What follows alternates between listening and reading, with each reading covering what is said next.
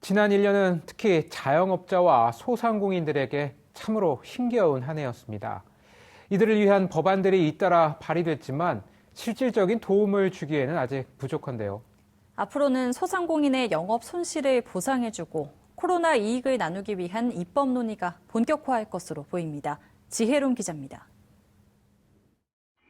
자영업자와 소상공인들은 코로나19 방역 조치로 매출이 뚝 떨어진 상황에서 임대료를 가장 큰 부담으로 꼽습니다.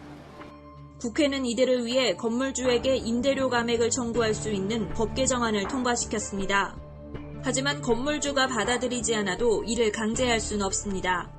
실제로 적용하기까지는 여러 어려움이 많습니다. 임차인과 임대인의 관계가 거의 갑을 관계이기 때문에 이것을 청구했을 때 사실상 재계약에 불이익을 당할 수 있는 상황이라서 국회는 임대료 인하 운동의 자발적인 참여를 유도하기 위해 착한 임대인에 대한 세제 지원을 강화하고 적용 기간을 연장하는 법 개정안도 마련했습니다.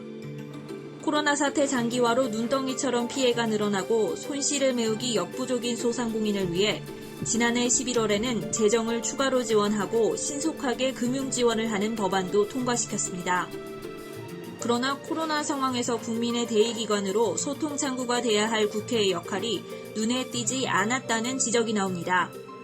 코로나로 인해서 국민들, 소상공인 자영업자들이 상당한 어려움과 이런 것들을 겪었는데 이런 것들을 공론화한다거나 목소리를 적극적으로 들어서 정책이나 법안 처리에 반영한다거나 이런 움직임들이 그렇게 적극적으로 보이지 않았다.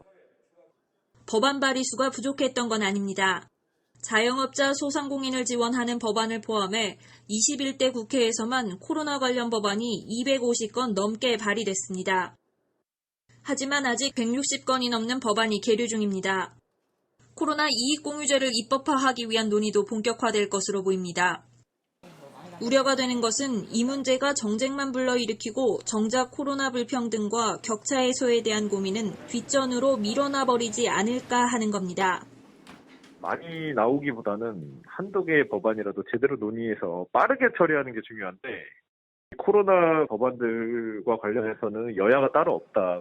여기에 대해서는 다른 정치적 쟁점들과 연계시키지 말고 자체만으로 여야가 합의해서 빠른 시일 내에 정치권에서는 영업 제한 조치 등으로 입은 소상공인의 손실을 보상해주는 방안도 검토하고 있는데 벼랑 끝 삶을 살고 있는 국민을 위한 진지한 고민이 대립과 갈등 때문에 묻히지 않길 바랍니다.